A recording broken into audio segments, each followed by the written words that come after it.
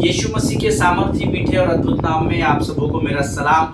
आप सब लोग स्वस्थ हैं और सुरक्षित है, ऐसा मैं विश्वास करता हूं। आज का यह दिन यहोवा ने बनाया है, इसलिए कि मैं और आप इसमें आनंदित और मगन हो सके। और प्रभु का मैं लाखों लाख धन्यवाद देता हूं कि परमेश्वर ने यह समय मेरे और आपके जीवन में लेकर आया प्रियो, ताकि ये समय हम सिर्फ और सिर्फ अपने परमेश्वर पिता के साथ बिता सके। हालेलुया। परमेश्वर ने हमारे लिए समय को अलग किया है ताकि हम संसार से अलग किए जा सके और सिर्फ परमेश्वर की उपस्थिति का आनंद ले सके। इसलिए हम यहोवा का धन्यवाद करें। और मैं सबसे पहले आप लोगों से क्षमा चाहता हूं, कल पूरा सरमन अपलोड नहीं हो पाया था, कुछ टेक्निकल एरर्स थे। और जब मैं वचन को रिकॉर्ड कर रहा था तब भी सडनली पावर फेलियर हो गया था और टोटल ब्लैकआउट था और काफ़ी समय तक रहा। और उसके बाद फिर मेरी टीम ने वो बात पता नहीं थी और उन्होंने उस सरमन को अपलोड कर दिया। इसके लिए मैं आपसे माफ़ी चाहता हूँ। कुछ लोगों की मुझे फ़ोन कॉल्स आए और उन्होंने कहा हम लोग वचन को बड़े ध्यान से सुन रहे थे और अचानक से बीच में ही वचन समाप्त हो गया। और कल कुछ लोगों ने मुझे फ़ोन किया, आज कुछ लोगों ने उसके बारे में मुझसे पूछा। मैं उसके लिए क्षमा चाहता हूँ। पर आज हम फिर एक बार अपने नए विषय को जो परमेश्वर ने हमें दिया है उसके विषय में हम लोग अध्ययन करेंगे। लेकिन इससे पहले क्यों ना कुछ वचनों को पढ़कर हम स्वर्ग के परमेश्वर यहोवा का गुणानुवाद करें, जो स्तुति और महिमा और आदर के योग्य परमेश्वर है। हालेलुया। आज हमने पढ़ने के लिए जो वचन चुना है वो पाया जाता है भजन संहिता, उसका पहला अध्याय और उसके 6 वचनों को, जो कि उसमें 6 ही वचन हैं, उन 6 वचनों को हम पढ़ेंगे। The book of Psalms chapter 1 and verses 1 to 6, भजन संहिता उसका पहला अध्याय और उसके 1 से लेकर 6 वचनों को हम पढ़ेंगे। और सब मिलकर ऊंची आवाज में पढ़ेंगे ताकि जब आप वचन पढ़ें तो वो कान का कम सुनने वाला बहरा शैतान आपके मुख से निकले हुए आवाज को बड़ी स्पष्ट रूप से सुन सके। हालेलुया। वचन में लिखा है, क्या ही धन्य है वह पुरुष जो दुष्टों की युक्तियों पर नहीं चलता और न पापियों के मार्ग में खड़ा होता और न ठट्टा करने वालों की मंडली में बैठता है, परंतु वह तो यहोवा की व्यवस्था से प्रसन्न रहता है और उसकी व्यवस्था पर रात और दिन ध्यान दिए करता है। वह उस वृक्ष के समान है जो बहती नालियों के किनारे लगाया गया है, जिसके पत्ते कभी मुरझाते नहीं और वह अपने ऋतु में फैलता है। इसीलिए जो कुछ वह पुरुष करे वह सफल होता है। दुष्ट लोग ऐसे नहीं होते, वे उस भूसी के समान होते हैं जो पवन में उड़ाई जाती है। इस कारण दुष्ट लोग अदालत में स्थिर न रह सकेंगे और न पापी धर्मियों की मंडली में ठहरेंगे, क्योंकि यहोवा धर्मियों का मार्ग जानता है परंतु दुष्टों का मार्ग नष्ट हो जाएगा। हालेलुया। प्रभु इन पढ़े हुए वचनों के द्वारा हम में से प्रत्येक के जीवन पर बड़ी बरकत दे, बड़ी आशीष दे। क्या ही धन्य है वह पुरुष जो दुष्टों की युक्तियों पर नहीं चलता और न पापियों के मार्ग में खड़ा होता है और न ठट्ठा करने वालों की मंडली में बैठता है। इसका अर्थ है ये तीनों क्वालिटी के लोग संसार में तो पाए जाते ही है, लेकिन ये आपके आस पड़ोस में ज्यादा पाए जाते हैं। मैं आपके पड़ोसियों की बात नहीं कर रहा, मैं उन लोगों की बात कर रहा हूँ जिनमें आप अक्सर घिरे हुए रहते हैं।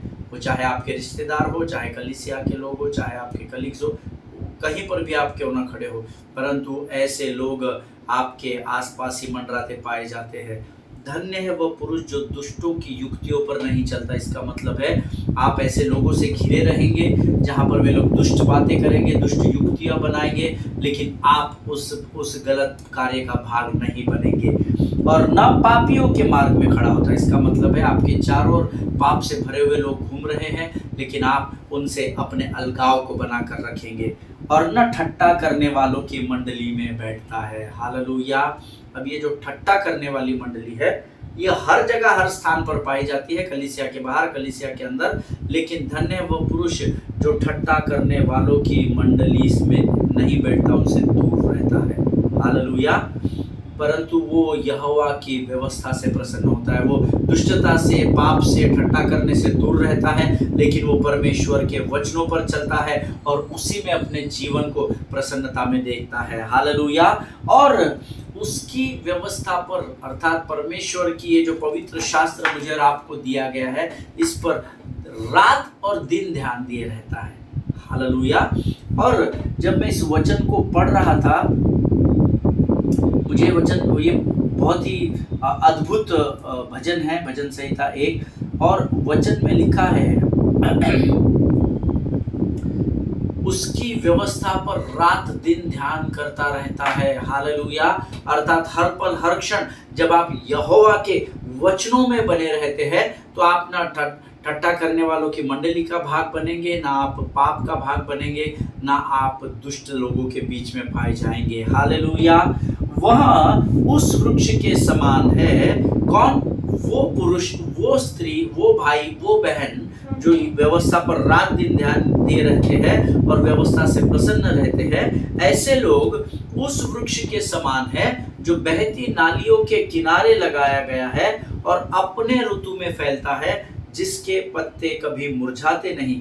इसीलिए जो कुछ वह पुरुष करे वह सफल होता है। हालेलुया। देखिए, बहती नाली के किनारे लगाया गया पेड़ लेकिन अपने ऋतु में फैलता है, यानी आपका ऋतु, आपका समय आने तक आपको उन जड़ों को थाम कर रखना पड़ेगा। हालेलुया। आमीन। कई लोग ऐसे पृथ्वी पर है, बाहर के नहीं, कलीसिया के अंदर के, जो परमेश्वर की व्यवस्था से प्रसन्न रहते, उस पर दिन रात ध्यान भी देते हैं, लेकिन जब उनका समय नहीं होता है या वो जब अपनी इच्छा और योजनाओं को तैयार करके परमेश्वर के सामने अल्टीमेटम के रूप में रखते हैं कि प्रभु इतने समय में मुझे ये आशीष चाहिए, और जब वो आशीष उन्हें उनके तय किए हुए समय में नहीं मिलती है तो वो जड़ से अलग हो जाते हैं। और हमेशा स्मरण रखिए, जो जड़ से अलग हो जाता है वो मुरझाकर समाप्त हो जाता है, वो नाश हो जाता है। हालेलुया। लेकिन बाइबल कहती है जो रात दिन व्यवस्था करने वाले सच्चे धर्मी लोग हैं, जो मुझसे निस्वार्थ प्रेम करते हैं, किसी बात के स्वार्थ को पूरा करने के लिए वो मेरे मंदिर में नहीं आते, परंतु मेरा धन्यवाद और मेरी स्तुति और मेरी आराधना करने के लिए आते हैं, वे लोग ऐसे पेड़ के समान है, ऐसे वृक्ष के समान है जो बहती नाली के किनारे लगाया जाता है और अपना ऋतु आने तक, अपना सही समय आने तक प्रतीक्षा करता है, क्योंकि सही समय में वो ऋतु में फल लाएगा, ऐसा उसका वचन, परमेश्वर का वचन कहता है। और क्योंकि वो ठहरा रहा, इसलिए परमेश्वर ने उसको हारने नहीं दिया, कमजोर नहीं होने दिया, उसके पत्ते कभी मुरझाए नहीं। और इसीलिए क्योंकि वो मेरी प्रतीक्षा करता रहा, मेरी बाट जोता रहा और जड़ों में बना रहा, इसीलिए अब वो जो भी काम करेगा उसमें वो सफलता को ही प्राप्त करेगा। हालेलुया। आमीन। ये मैंने नहीं कहा, ये परमेश्वर का वायदा है धर्मी से। आमीन। दुष्ट लोग ऐसे नहीं होते, वे भूसी के समान होते हैं जो पवन में उड़ाई जाती है। हालेलुया। भूसी देखिए क्या आपने? ऐसा हाथ में रखो, फुर्र करो तो पट से उड़ जाएगी। उस भूसी को हमने हमारे गांव में देखा है, अभी भी गांव में भूसी का इस्तेमाल होता है। और बाइबल कहती है दुष्ट लोग ये बहती नाली के किनारे लगाए गए पेड़ के समान नहीं होते, परंतु दुष्ट लोग कैसे होते हैं? उस भूसी के समान जो हवा आते ही फुर्र से हवा में उड़ जाती है और गायब हो जाती है। हालेलुया। इस कारण दुष्ट लोग अदालत में स्थिर न रह सकेंगे और न धर्मियों की मंडली में ठहरेंगे। दुष्ट लोग अदालत में, अर्थात दुष्ट लोग धर्मी के सामने कभी भी खड़े नहीं रह सकेंगे। वो कोशिश करेंगे, वो हिम्मत करेंगे, वो जताएंगे, दिखाएंगे, बनावटी ढोंग करेंगे कि हम टिके हैं, हम आपसे डरते नहीं हैं, परंतु वे आपसे बहुत डरते हैं। हालेलुया।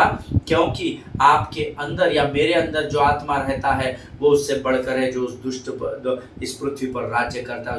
वो जो दुष्ट जो है, जो इस पृथ्वी पर राज्य करता है, वो हमारे सामने कुछ भी नहीं है, क्योंकि हमारे अंदर परमेश्वर की आत्मा रहती है और मैं और आप परमेश्वर का मंदिर कहलाते हैं। हालेलुया। इस कारण लोग अदालत में स्थिर न रह सकेंगे और न पापी धर्मियों की मंडली में ठहरेंगे, क्योंकि यहोवा धर्मी का भी मार्ग जानता है, परंतु दुष्टों का मार्ग नष्ट हो जाएगा। अर्थात धर्मी को प्रभु संभाल लेगा और दुष्ट को नेस्तनाबूद कर देगा। हालेलुया। परमेश्वर इन वचनों को समझने में आपकी सहायता करे, आपकी मदद करे। प्रभु ने आज हमें यह वचन पढ़ने के लिए दिए, इसलिए हम यहोवा का गुणानुवाद करते हैं, उसकी स्तुति करते हैं। और ये समय है, हम अपने विषय की ओर फिर एक बार बढ़ेंगे और आज प्रभु हमें कुछ नई और अद्भुत बातें सिखाएगा, ऐसा मैं विश्वास करता हूँ। ये समय है जब हम अपना समर्पण और अपने धन्यवाद के बलिदान का चढ़ावा हम परमेश्वर को चढ़ाएंगे। Late us pray. खुदावन प्रभु यीशु मसीह के सामर्थी और जीवित नाम के लिए हम तेरा धन्यवाद देते हैं राजा। प्रभु धन्यवाद देते हैं क्योंकि तू स्तुति और आदर और महिमा के योग्य परमेश्वर है। प्रभु जी हम तेरी स्तुति करते हैं क्योंकि हम विश्वास करते हैं राजा कि तू मुर्दों में से जी उठता है, और तेरा वचन कहता है धन्य वे लोग जिन्होंने बिना देखे मुझ पर विश्वास किया है। प्रभु जी इस रात्रि के समय में परमेश्वर पिता हम तुझे अपने आप को सौंपते हैं। पवित्र आत्मा तू और हम पर संपूर्ण नियंत्रण ले। प्रभु जी हम प्रार्थना करते हैं परमेश्वर पिता, आज जो वचन जिसके द्वारा तू हमारे मनों को स्थिर और मजबूत करने जा रहा है राजा, वे वचन हमारे मांस और गूदे को तैयार करने वाले हो सके राजा। जितने लोग इस समय वचन को सुन रहे हैं उन पर अपनी कृपा दृष्टि को रखना परमेश्वर पिता। प्रभु जी हम धन्यवाद देते हैं जीवन की अब तक की तमाम आशीषों के लिए परमेश्वर पिता। प्रभु परमेश्वर पिता सारी बातों में महिमा तुझको देते हैं, अपने आप को यीशु मसीह के लहू में सुरक्षित करते हैं और विनती को धन्यवाद और पूरे विश्वास के साथ हमारे उद्धारकर्ता और परमेश्वर यीशु नासरी के सामर्थ्य नाम में मांगते हैं। सुनिए और बड़ी दया से ग्रहण करें, आमीन। हालेलुया। प्रभु भला है और उसकी करुणा सदा सदा की है। कल हमने एक विषय को पढ़ना आरंभ किया था परंतु कल वो पूरा नहीं हो सका था अध्ययन। मरकुस रचित सुसमाचार 6वां अध्याय 30 से 44 वचन।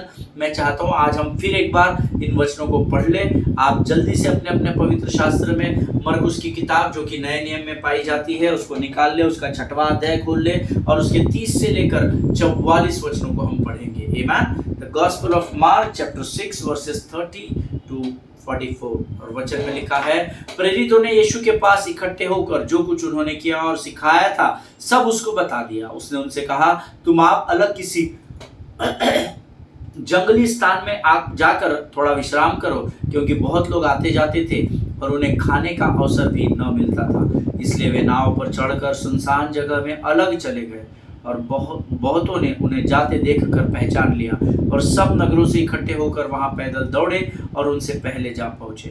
उसने निकलकर बड़ी भीड़ देखी और उन पर तरस खाया, क्योंकि वो उन भेड़ों के समान थे जिनका कोई रखवाला न हो, और वह उन्हें बहुत सी बातें सिखाने लगा। जब दिन बहुत ढल गया तो उसके चेले उसके पास आकर कहने लगे, यह सुनसान जगह है और दिन बहुत ढल गया है, उन्हें विदा कर कि चारों ओर के गांवों और बस्तियों में जाकर अपने लिए कुछ खाने को मोल ले। उसने उन्हें उत्तर दिया कि तुम ही उन्हें खाने को दो। उन्होंने उससे कहा, क्या हम 100 दिनार की रोटियां मोल ले और इन्हें खिलाएं? उसने उनसे कहा, जाकर देखो तुम्हारे पास कितनी रोटियां हैं। उन्होंने मालूम करके कहा, 5 और 2 मछली भी। तब उसने उन्हें आज्ञा दी कि सबको हरी घास पर पाती पाती से बैठा दो। वे 100 और 50 करके पाती पाती बैठ गए, और उसने उन 5 रोटियों को और 2 मछलियों को लिया और स्वर्ग की ओर देखकर धन्यवाद किया और रोटियां तोड़ तोड़ कर चेलों को देता गया कि वे लोगों को परोसे। और वे 2 मछलियां भी उन सब में बांट दी और सब खाकर तृप्त हो गए। और उन्होंने टुकड़ों से 12 टोकरियां भरकर उठाई और कुछ मछलियों से भी। जिन्होंने रोटियां खाई वे 5000 पुरुष थे। हालेलुया। प्रियो, कल मैंने इसके विषय में आपको कुछ बातें हमने वचन से ही सीखने का प्रयत्न किया था। मेरा विश्वास है परमेश्वर ने आपको कल जरूर आशीष दी होगी। और मैंने आपसे कल एक बात कही थी कि आपने अगर पूरा बाइबल या कम से कम नया नियम भी पढ़ा है तो आप जानते होंगे कि ये जो दृष्टांत या ये जो वाकया यीशु मसीह ने बताया, ये जो गवाही यीशु मसीह ने यहाँ पर बताई है, उसके शास्त्र में लिखी गई है, ये नए नियम के 4 सुसमाचारों में लिखी है। Mark, Matthew, look and John. मत्ती, मरकुस, लूका, यूहन्ना के 4 सुसमाचारों में इसका विवरण किया गया है। अलग अलग तरीके से किया गया है, पर 4 किताबों में इसका विवरण किया गया है। अगर आप रेफरेंस चाहते हैं और इसको 4 में पढ़ना चाहते हैं तो लिख लीजिए। It is mentioned in the gospel of Matthew chapter 14। मत्ती रचित सुसमाचार उसका 14 अध्याय में ये कहानी दी गई है, स्टोरी दी गई है।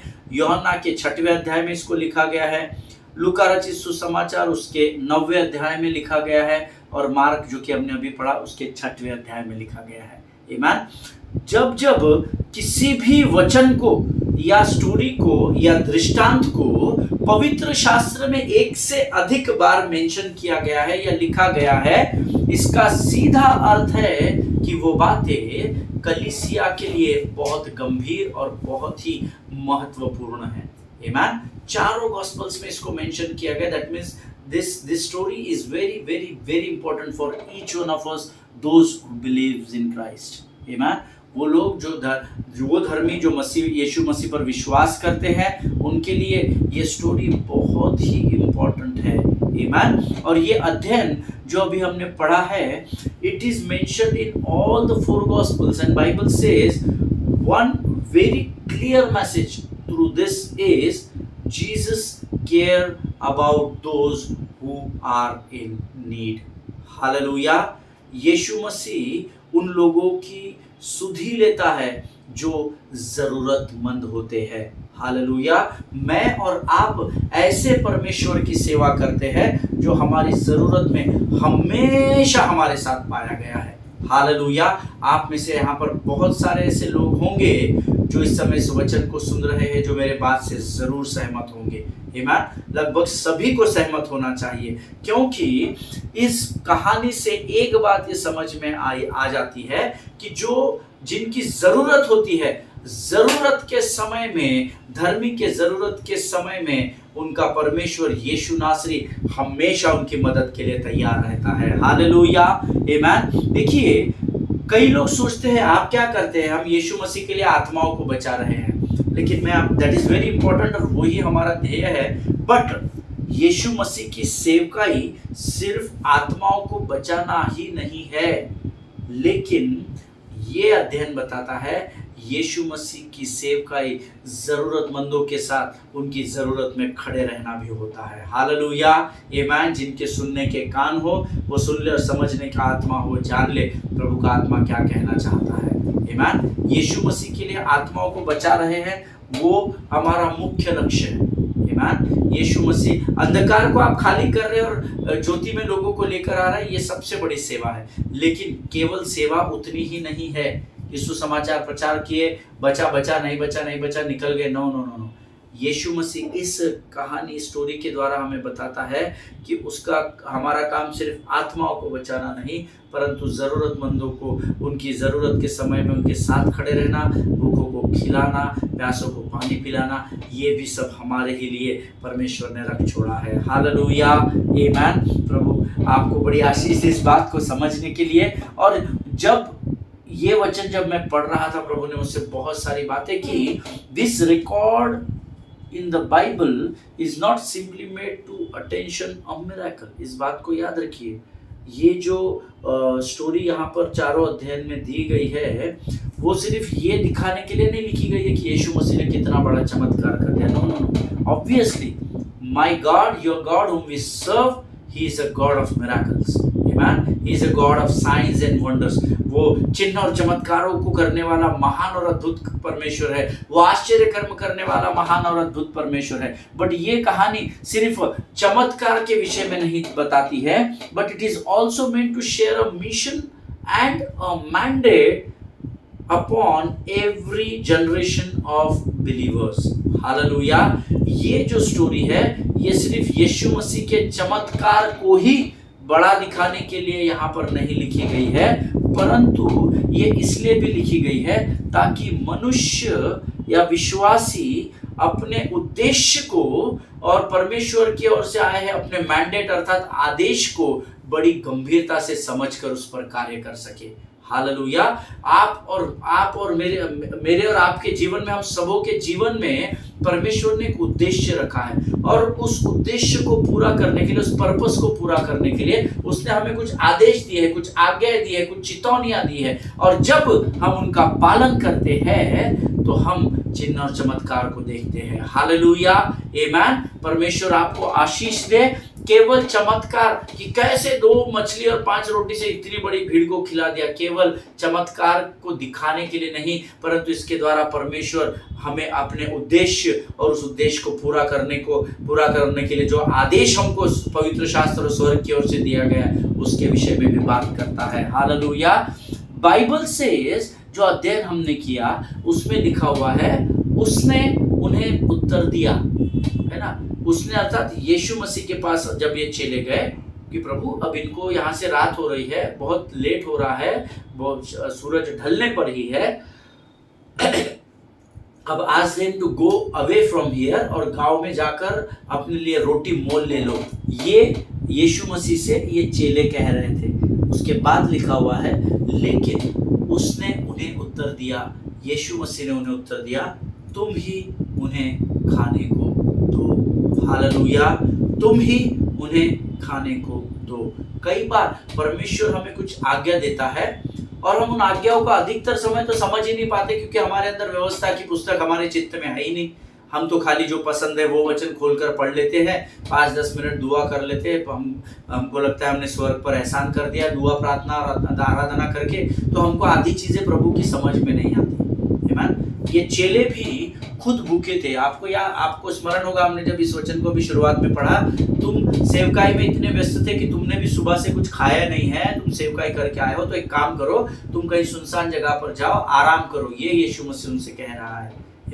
लेकिन जब भीड़ नदी को पार करके उनसे पहले वहां पहुंची और जब यीशु को तरस आया और यीशु ने सुसमाचार सुनाने लगा, वो इतने इंग्रॉस्ड हो गए, इतने भूखे और प्यासे थे वचन को प्राप्त करने में कि उनको पता ही नहीं कि दिन से सूरज कब ढलने पर है और अब तकरीबन अंधेरा होने पर है, और अभी तो उनको वापस भी आना है, क्योंकि वे सुनसान जगह पर थे। Hallelujah, amen. But they were so engrossed in the word of God, उनको पता ही नहीं चला समय का। आमेन।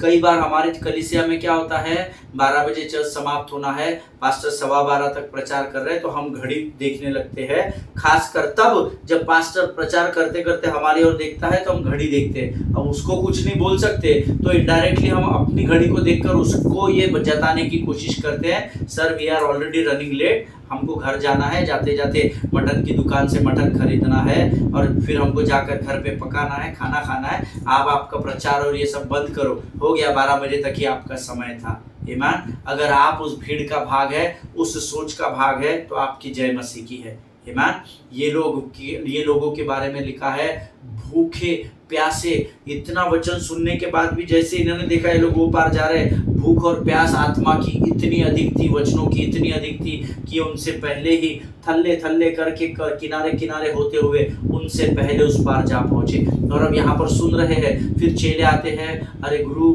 अभी रात है, इनको वापस भी जाना है, भूखे प्यासे, तो इनको बोल जा करके तुम अपने लिए अलग अलग बस्तियों से और गाँव से रोटी मोल ले लो। लेकिन यीशु का वचन कहता है, यीशु ने उनसे कहा, तुम ही उन्हें खाने को दो। हालेलुया, आमेन। इन चारों सुसमाचारों में इस स्टोरी को अलग रेफरेंस टू कॉन्टेक्स्ट में लिखा गया है। अगर आप ये चारों जो मैंने आपको अध्याय बताए थे, ये चारों पुस्तकों में चारों अध्याय अगर आप पढ़ेंगे तो आप एक होमवर्क करना, पहले मत्ती, फिर मरकुस, फिर लूका, फिर यूहन्ना, चारों अध्याय में ये स्टोरी पढ़ना और एक एक पेज पे इसके रेफरेंस लिखते रहना। आपको चारों स्टोरीज में अलग अलग बातें दिखाई देगी। हालेलुया। इन चारों समाचारों में अलग अलग संदर्भ के अनुसार इस स्टोरी को लिखा गया है। आमेन। नंबर 1, अगर मैं आपको शॉर्टकट में समझाता हूं, अगर आप जॉन की पुस्तक पढ़ेंगे, if you go through the gospel of John, तो वहां पे लिखा है यीशु मसीह लगातार सेवकाई करके थक गया था और वो इतना टायर्ड हो गया था कि वो आराम करने के लिए जगह को ढूंढ रहा था। आप पढ़ना यूहन्ना की पुस्तक, ठीक है। नंबर 2, अगर आप डॉक्टर लूक को पढ़ेंगे, लूक की किताब, लूका रचित सुसमाचार पढ़ेंगे, तो उसमें लिखा है कि यीशु ने चेलों को सेवकाई के लिए, फील्ड वर्क के लिए मिशन पर भेज दिया था, और जब वे वापस आए तो यीशु ने उनसे सेवकाई की रिपोर्ट मांगी और इन्होंने कहा हमने ऐसा किया, हमने वैसा किया, और उसके ध्यान में आया कि अरे बाप रे, सेवकाई करके लोग बहुत थक चुके हैं। And that is what here Jesus says, let us take a break for some time. Hallelujah. आओ अब हम कुछ उस पार चलकर थोड़े समय के लिए हम विश्राम करेंगे। आमीन। तीसरा, अगर आप मत्ती की किताब पढ़ेंगे, मैथ्यू की पुस्तक में पढ़ेंगे, तो लिखा है कि यूहन्ना बपतिस्मा देने वाला, जो कि यीशु नासरी का कजन था, यहाँ पर उसकी गला काटकर हत्या कर दी गई थी और यीशु दुख मनाने के लिए, मौन करने के लिए एकांत में कुछ समय बिताना चाहता था। आमीन। सब जगह रेफरेंस टू कॉन्टेक्स्ट अलग अलग ही लिखे हुए हैं। आमीन। क्योंकि अलग अलग स्थानों पर अलग अलग लोगों को समझाने के लिए उस तरीके से प्रभु ने हमको ये बातें बताई है। और अगर आप मरकुस की किताब पढ़ेंगे तो उसमें लिखा है कि मरकुस ने उन सभी को इकट्ठा किया क्योंकि उसने उसके पहले चिन्ह और चमत्कारों को लगातार करने के द्वारा यीशु उस स्थान पर बहुत पॉपुलर हो चुका था और चेले भी अच्छी खासी सेवकाई करके अच्छी good reports of the mission trip लेकर के वापस आए थे और इसीलिए अब यीशु थोड़े समय के लिए ब्रेक लेना चाहता था और इसीलिए उसने कहा कि आओ हम नाव में बैठकर गलील की झील के उस पार चले। हालेलुया। दे ऑल वो सभी लोग रेस्ट चाहते थे, विश्राम चाहते थे। आमीन। अलग अलग किताबों में अलग अलग संदर्भ के अनुसार लिखा गया है, लेकिन अब यहाँ पर समस्या ऐसी हुई कि लोगों ने यीशु और उसके चेलों को बोट में बैठते देखा और सब के सब लोग झील के किनारे होते उस गलील के झील के पार चले गए, इनसे पहले पहुंच गए। हालेलुया। और जब यीशु उस पार पहुंचा तो वो उनको देखकर दुखी नहीं हुआ या गुस्सा नहीं आया। दिन भर तुमको वचन प्रचार किया, मैं थक गया, कि मेरा शरीर नहीं है, मेरा प्राण नहीं है, मेरी आत्मा नहीं है, मैं सुबह से कुछ खाया नहीं हूं, क्या मेरे पीछे पीछे 24 घंटा घूमते रहते हो, बड़े हो गए हो, अकल है, समझदार हो, बेअकल थोड़ी है, जाओ अपने अपने घर वापस। ना ना ना ना, यीशु मसीह ना तो उनको देखकर दुखी हुआ, ना तो उनको देखकर क्रोधित हुआ। वचन में लिखा है उनको देखकर उसे उन पर तरस आया। हालेलुया। जब आप दिन भर संडे की सेवकाई करते हैं और जब आप दिन भर थक जाते हैं और उसके बाद अगर कोई आपको फोन करता है, पास्टर साहब इमरजेंसी है, आपको 2 घंटे पर आना पड़ेगा यहाँ पर, तो क्या आप आनंद और शांति को लेकर जाते हैं या आप बहाना बनाकर बैठ जाते हैं, नहीं मुझे कहीं और जाना है, नहीं मैं कहीं और व्यस्त हूँ, आप भी नहीं आ सकता, दिन भर मैं आप लोगों के साथ ही था। जब आप दिन भर ऑफिस से थक कर आते हैं, दिन भर काम के बोझ को अपने कांधों पर से उतार कर आते हैं और जब घर पर आपके छोटे बच्चे आपको घूमने ले चलने के लिए जिद करते हैं, बाहर निकलने के लिए जिद करते हैं, आपके कांधों पर आपके सिर पर खेलने कूदने लगते हैं, तो क्या आपको उनको देखकर तरस आता है या आप चिड़चिड़ाहट में, बौखलाहट में उन्हें अपने से दूर कर देते हैं? हालेलुया। जिनके सुनने के कान हो वो सुन ले। यहाँ पर दिन भर की सेवकाई चेले भी कर चुके हैं, उनका गुरु भी करके आया है, एग्जॉस्ट हो गए हैं, थक चुका है, शरीर जवाब दे गया है, आराम करने के लिए मस्त नदी की ठंडी हवाओं लहरों में होते हुए उस पार जाकर विश्राम करने की योजना बना चुके हैं। आगे जाते हैं, दूर से यीशु मसीह देखता है, कौन है रे बाबा? ऑलरेडी वहाँ पर 5000 पुरुष, केवल पुरुष उसे दिखाई देते हैं। हालेलुया, आमीन। लेकिन वचन कहता है उनको देखकर उसे तरस आया। हालेलुया। यीशु मसीह उनको देखकर दुखी नहीं हुआ, यीशु मसीह उनको देखकर क्रोधित नहीं हुआ, because you know when Jesus looked at them, जब यीशु मसीह ने उनकी ओर देखा, they were looking like a ship without a shepherd. Hallelujah. जब यीशु ने उनको दूर से देखा तो उसे दुख और क्रोध इसलिए नहीं आया क्योंकि उनको देखकर उन्हें ऐसा लग रहा था मानो ये तो वो भेड़े हैं जिनके पास उनका चरवाहा नहीं है जो उन्हें सही दिशा और सही मार्ग दिखला सके। हालेलुया। आज परमेश्वर ने, विशेषकर मैं ये बात परमेश्वर के सेवकों को, जिनके ऊपर प्रभु ने जिनके कांधों पर एक बहुत बड़ी जिम्मेदारी को रखा है, स्वर्ग के राजदूतों के रूप में आपको यहाँ पर रखा गया है, being an ambassador of Christ, आपका काम यही है जो यहाँ पर यीशु मसीह कर रहा है। बिकॉज जब यीशु मसीह ने उन लोगों को देखा तो वो उस भेड़ के समान, उन भेड़ों के समान वो भीड़ दिखाई दे रही थी जिनका चरवाहा नहीं है, जिन्हें मार्ग और रास्ता दिखाने वाला कोई भी नहीं है। आमीन। परमेश्वर ने प्रियो आज आपको कलीसिया दी है, आपको भेड़ें दी है, इसलिए दी है ताकि आप उनकी अच्छे से चरवाही कर सके। हालेलुया, आमीन। जिनके सुनने के कान हो वो सुन ले। और वहाँ पर यीशु वहाँ नदी से उतरकर, उस झील से उतरकर, 2 मिनट रुको, मैं थोड़ा आराम करके आता हूँ, आप बैठो, तब तक आपस में बातचीत करो, आप लोग थोड़ा सा व्यवस्था के विषय में डिस्कस करो, मैंने आपको जो दिन भर सिखाया उसके बारे में बातचीत। ये नहीं बोला, बाइबल में लिखा है और वहाँ पर यीशु उन्हें परमेश्वर के राज्य के बारे में सिखाने लगा। हालेलुया, आमीन। It means to walk in the light of God's love, परमेश्वर के उस अद्भुत प्रेम के प्रकाश में चलने के विषय में वो उन्हें सिखाने लगा। परमेश्वर का राज्य क्या है? परमेश्वर का राज्य is to walk in the light of God's love. Hallelujah. How to walk in the light of God's love? That is heaven. Amen. That is the kingdom of God. Amen. वही परमेश्वर का राज्य है। Amen. और जब यीशु उस भीड़ को अब यहाँ पर वचन बता रहा है, तब चेले यीशु के पास आकर कहते हैं, प्रभु, गुरु, रबाई, हमारे सामने अभी और कुछ समस्या है जिनका हमको सामना करना है। क्या है? इनके बहाने क्या थे? We are too late pastor, हम लोग बहुत लेट हो गए हैं पास्टर साहब। नंबर 2, पास्टर जी आप इनको बहुत देर से वचन सिखा रहे हैं, लेकिन अब इनको भी भूख लग गई है क्योंकि वो किनारे से पैदल चलकर होते हुए इतना लंबा आए हैं। है ना? They started giving excuses to their pastor, their father, their God Jesus Christ. ये यहाँ पर अपने गुरु को उनकी ऑन बिहाफ समस्याएं बताने लगे।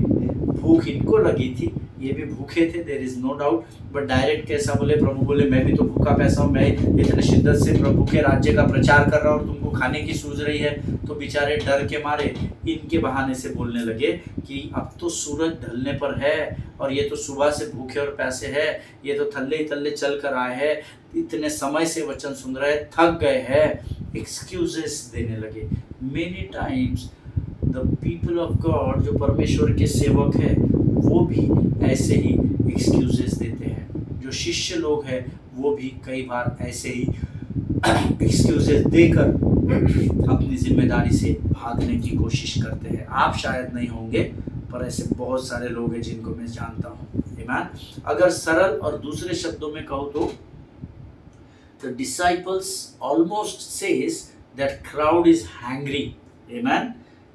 डिसाइपल्स या शिष्य यीशु मसीह को ये बात बताने की कोशिश कर रहे थे that this crowd is hungry. अब आप कहेंगे हैंग्री क्या होता है? तो आप आपके नोट्स में लिख लीजिए, angry plus hungry is equal to hangry होता है। Amen? वो क्रोधित भी थे और वो भूखे भी थे। ऐसा यीशु मसीह को चेले बता रहे थे कि दिस पीपल आर हैंग्री। वो क्रोधित भी है क्योंकि उनको भूख लगी। क्रोधित ये हो रहे थे, इनको भूख लगी हुई थी, लेकिन गुरु को, रबाई को सीधा बोल नहीं पाने के कारण ये उनके कांधों पर बंदूक रखकर चला रहे थे। That this crowd is hangry now.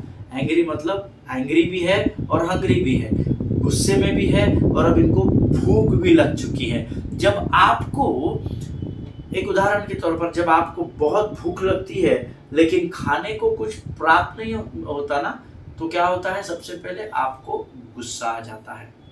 Hallelujah. तो भूख लगी है और गुस्सा है क्योंकि प्रयोजन नहीं है, उसको हैंग्री कहते हैं। हालेलुया, आमीन। और तीसरी समस्या चेले उसको ये बता रहे थे, the problem number 3 is that they are in the wilderness God. जैसे कि यीशु मसीह को मालूम ही नहीं है कि वो विल्डरनेस में है, वो एकांत में है या वो सुनसान जगह पर है ना? उनको ऐसा लग रहा है शायद यीशु भूल गया है कि वो सुनसान जगह पर है। तो ये रबाई को सिखाने की कोशिश कर रहे हैं, lord don't you know that we are in the wilderness. वे ऐसे स्थान में थे जहां खाने का कोई भी प्रयोजन नहीं था। No Zomato, no Swiggy provision, no Zepto, किसी भी प्रकार का कोई भी साधन वहां पर नहीं था जो उनके भूख और प्यास को बुझा सके। हालेलुया। ऐसे सुनसान जगह पर वो थे जहां पर स्विगी भी नहीं पहुंचेगा, जहां जोमैटो भी नहीं आएगा, रैपिडो भी नहीं आएगा, किसी भी प्रकार की सुख सुविधा वहां पर नहीं थी। और ये बातें वो परमेश्वर को बता रहे थे। बताइए, कई बार परमेश्वर के सेवक भी अपनी सुविधा को पूरा करने के लिए या प्राप्त करने के लिए परमेश्वर से ही उलझ पड़ते हैं। आमीन। हम कई बार प्रभु को ही ज्ञान बांटने लगते हैं जबकि ज्ञान का भंडार ही उसके पास है। Hallelujah. Now what do you mean by wilderness here? अब विल्डरनेस का अर्थ क्या? मैंने आपको तो ये शॉर्टकट में समझाया, पर मैं चाहता हूं कि आप विल्डरनेस को थोड़ा सा गहराई में जाकर सीखें। केवल वो स्थान सुनसान जगह नहीं कि आजू बाजू ना उबेर आ रहा है, ना ओला आ रहा है, ना रैपिडो आ रहा है, वो स्थान को विल्डरनेस नहीं कहते हैं। सिर्फ वही स्थान विल्डरनेस नहीं कहलाता है। But here according to the study, Wilderness is where resources are not equally accessible to everybody. That is also wilderness. जहाँ पर सबको एक समान अधिकार नहीं मिलता है ना, उसको भी विल्डरनेस कहा जाता है. Wilderness is where food insecurity is a horrible reality. Wilderness मरुस्थल या सुनसान स्थान उस जगह को कहा जाता है जहाँ पर भोजन की आज भी लोगों को पर्याप्त सुविधा नहीं है. कई देश है जहाँ पर लोगों को खाने को पर्याप्त नहीं है. 3 टाइम के बदले वो 1 टाइम गुजारा करके अपने परिवार को चला रहे हैं. In modern world wilderness is when public schools are not equally funded, and the reason because they are in ethnic and urban communities. Hallelujah. ये बात मुझे पिछले दिनों में एक पास्टर के द्वारा पता चली कि ऐसे कई स्कूल्स हैं जिनको एक समान फंड प्राप्त नहीं होता है क्योंकि जातीय और शहरी समुदाय में भेदभाव किया जा रहा है. Amen. There are so many wilderness, the places of wilderness जो मैं आपको बता सकता हूँ जहाँ पर ऊंच और नीच का भेदभाव किया जाता है. That place is also called wilderness, and we are living in this country. इस देश में ऐसे कई स्थान होंगे जहाँ पर जाति, भाषा और विवाद को लेकर एक खोखला युद्ध चल रहा है जिसका कोई भी रिजल्ट निकलने वाला नहीं है क्योंकि हर घुटना टिकेगा और हर जुबान अंगीकार करेगी कि यीशु नासरी ही परमेश्वर है. हालेलुया. आमीन. नाउ मेरे जहन में एक क्वेश्चन आया जो मैंने परमेश्वर से पूछा, what do you do in wilderness. प्रभु ये विल्डरनेस तो तूने मुझे सिखा दिया, पर विल्डरनेस के स्थान पर तुम क्या कर सकते हो. What is your choice, what is your option. आपके पास क्या अब यहाँ पर आप क्या करेंगे विल्डरनेस में जहाँ पर सुनसान जगह है, कोई सुविधाएं नहीं है. ऐसे जगह में आप क्या करेंगे. चेलों ने ऐसे जगह पर क्या किया, वो भी तो विल्डरनेस में थे. तो चेलों ने ऐसे जगह पर क्या किया. आज मैं इस अध्ययन को यहाँ समाप्त करता हूँ. ये प्रश्न मैं आपके लिए छोड़ता हूँ. इस पर अध्ययन करना, चारों गॉस्पल्स में इस अध्ययन को, स्टोरी को पढ़ना, और हो सके तो कल आप पूरी तैयारी के साथ उत्तर लेकर आना कि यहाँ पर चेलों ने क्या किया. आमीन. मेरा विश्वास है आज के इस अध्ययन के द्वारा प्रभु ने आपको ज़रूर आशीष दी होगी. ये समय है जब हम अपना धन्यवाद का बलिदान परमेश्वर को चढ़ाएंगे क्योंकि उसने आज हमें अद्भुत मन्ना दिया है. हालेलुया. Let us pray. खुदावन प्रभु यीशु मसीह के सामर्थी जीवित अद्भुत नाम के लिए धन्यवाद देते हैं. प्रभु जी आज इन वचनों के द्वारा तूने हमें बहुत सारी बातों को सिखाया. हम तेरा धन्यवाद देते हैं राजा. प्रभु जी हमारे अंदर की भी उस आत्मा की भूख और प्यास को तू बढ़ाना राजा. जैसे ये भीड़ अतृप्त होकर दिन भर वचन सुनने के बाद भी प्रभु अतृप्त होकर उस झील के किनारे किनारे होते होते परमेश्वर के पुत्र यीशु मसीह से पहले उस स्थान पर उन वचनों को जो परमेश्वर के राज्य की भेद की बातें उसे प्राप्त करने के लिए वहां पहुंच गई थी, ऐसे ही भूख और प्यास तो हमारे अंदर बनाए रखना राजा. और ये भूख और प्यास बढ़ती चली जाए ऐसी हम प्रार्थना करते ताकि हमारी प्यास जितनी बढ़े उतना अधिक तो हमें तृप्त करता चला जाए राजा. हम धन्यवाद देते हैं प्रभु जी जीवन की तमाम आशीषों के लिए, इस वचन के लिए धन्यवाद देते हैं. जितनों ने सुना हर एक को आशीष दे राजा.